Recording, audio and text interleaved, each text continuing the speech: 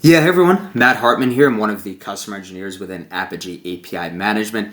And today we'll be talking about how to migrate your northbound based routing, so your client to Apigee from a managed instance group based configuration, which was previously the default and basically any sort of installation wizard will utilize currently out of the box, to a PSC, so private service connect based revision. So with that, we'll talk through the different architectures, what's changing, the big value add of PSC based workflows, and anything and everything in between to support how to update inline. So with that, first things first is we'll go over a little bit of an architecture based diagram of the current state if you are using a managed instance group based configuration. So as you can see here, I have my text box and I'll call this my API consumer. So my API consumer is going to call into Apigee, which is proxied through a Google Cloud Platform-based project that I support, I build, and maintain for my organization. So with that, the API consumer, like we mentioned before, is going to call into my project. So I'm going to add a little bit of text here. Just give me 1 second. So right there, I'll say my tenant project within Google Cloud. So within my tenant project out of the box, based on that wizard configuration I talked about before, you will have a load balancer. So load balancing, let's find my cloud load balancer. So what you'll see is I'll have my classic application load balancer is what's created out of the box. We'll talk about this in a second as well. So with that load balancer, obviously if you want to have Cloud Armor enabled, Model Armor enabled, whatever it may be from a security perspective, as well as Apigee's advanced API security-based workflow. Obviously, a lot of this will live inline to my load balancer. From there, I have a network bridge, which is a set of compute. So if I go to compute, what I'll also have in this project as well, let me move this over a little bit, is a set of virtual machines that are a managed instance group. So what that means, like I mentioned before, is it's a set of 1 to n virtual machines that essentially run IP table-based routing. We'll talk about what it runs once we get into the actual console and make this change. But think a set of scalable virtual machines based on some sort of workload to proxy that traffic from my specific project. So it's going to go from point A to point B here, all the way to my Apigee X-based project. So if I pull another Google Cloud Platform entity, this is going to be, so if I copy this text, there, what this is going to be is this is going to be the Apigee X tenant project in this specific situation. So what that means is this is anything and everything that's managed as a part of the SaaS-based service. So the underlying orchestration and anything and everything in between to support the underlying Apigee X component.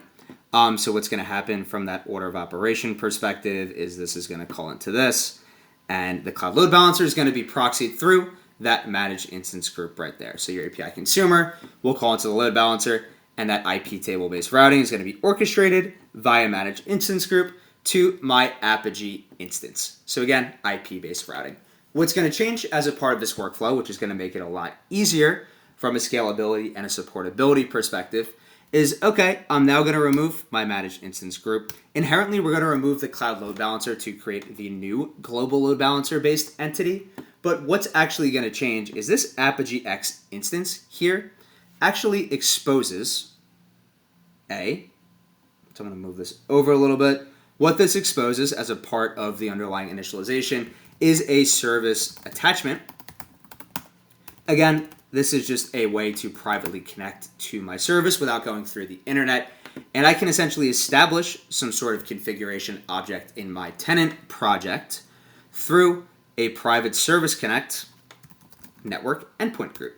So with that, these obviously have to be in the same region just because of Google Cloud based limitations from that perspective, and anything and everything as per NAT, scalability, operations, and support of the underlying managed instance group based configuration is removed by this underlying configuration object because it's fully managed behind the scenes. You don't have to worry about updating the underlying host operating system, monitoring from an operational perspective for those virtual machines, and anything and everything in between, so that you go from your consumer to your load balancer, and this configuration object essentially proxies the entire workflow through Apigee. So pretty powerful from that perspective.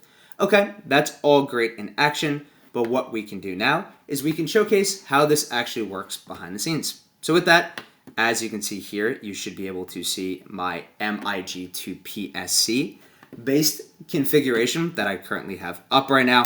So with that, what I currently have set up, like we talked about before, is I have my initial installation. So I have my URL map with a classic load balancer, a lot of what you would see. With my certificate, I have an external IP address I was able to reserve from that as well. I have my backend configuration, which points to my instance group, like we talked about before. So here's my instance group set. So everything essentially goes through that to my backend. So if I go to my instance groups, which you'll see in a second, I have my Apigee proxy US East 1 based instance group. So to that point, again, if I navigate in through here, I have multiple virtual machine instances. There's a min-max criteria. All these VM instances are doing is they're running a script, which you can see via my underlying metadata. So the script startup URL is just a public storage bucket if you ever wanted to access it and see what it does. But again, IP-based routing, pretty self-explanatory from that perspective. So with that, now I'm going to create that network endpoint group-based configuration. So if I go to network endpoint group, I'm going to create one for my underlying Apigee X instance, which is exposed. So I'm just going to duplicate this tab here so I can pull up the service attachment, which you'll see in a second. So like I mentioned before, Apigee automatically behind the scenes exposes this private connectivity layer. It exposes a private IP address and it exposes a service attachment ID, which you can see here. So what I'll do is I'll create a network endpoint group. I'm going to call this my demo MEG. It's going to be a private service connect. The target's going to be a published service, which is going to be put there. And I'm going to put it in my default network, my default IP address range, which it's already represented in. So here is my demo network endpoint group. Like we mentioned before, we already have this all set up through the managed instance group-based configuration. So here's my public IP address like we talked about before, which you should see on my screen. Hello guest, so I have my Hello World API that goes through that workflow that we talked about before. So now that I have my demo network endpoint group, again, this is going to be a lower level environment-based workflow, so I'm going to do it inline. There's going to be downtime.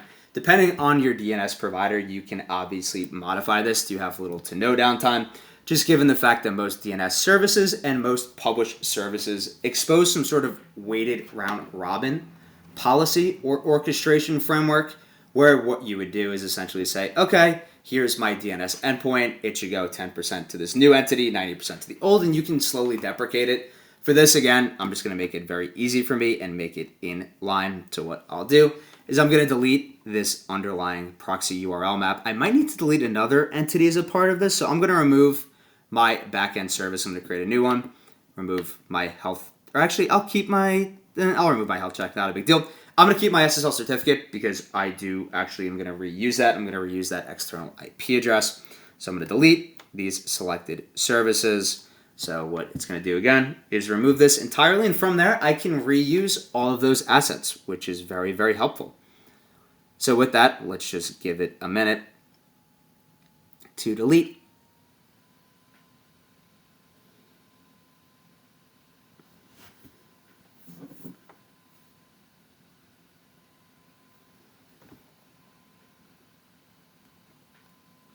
Cool. Another minute or so, it should be complete. I might just pause this video for a sec, just so that we're able to just resume this when it's complete. So just give me 1 second. Cool. So my entities are deleted. So as you can see here again on my screen, I have no load balancer created. So what I'll do is I'll create a new one. It's going to be an application-based load balancer. It's going to be public-facing, global for now, global ALB. Again, Classic doesn't support that network endpoint group-based workflow. So we'll use global from that perspective, and I'm going to create my load balancer. What you'll see, my front-end configuration, we'll just call it my demo front end. It's going to be HTTPS, obviously, like we had before. I'm going to reuse my previous IP address that I reserved, same certificate again. SSL policy, that's totally fine. Nothing else I really need to enable from that perspective. From there, I'm going to add my underlying backend service, so just give me a second. There we go. Now I have the backend service, which I'm going to create inline. So I'll just call this my PSC BS, so backend service. My backend type is going to be a private service connect network endpoint group. It's going to be a published service. And what I'm going to do is I'm going to, again, utilize that demo network endpoint group I created.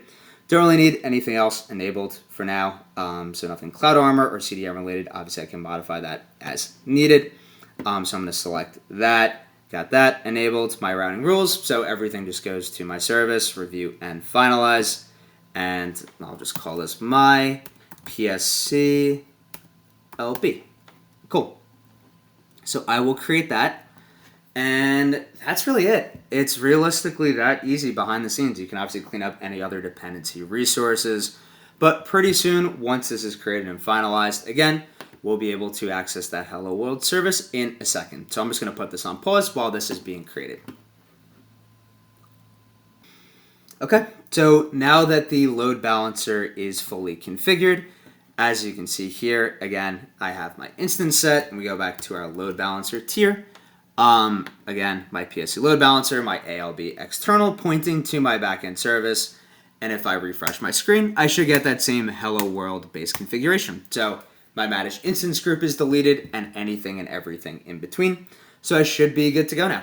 All right, thank you everyone for your time. Appreciate it and have a nice rest of your day. Bye.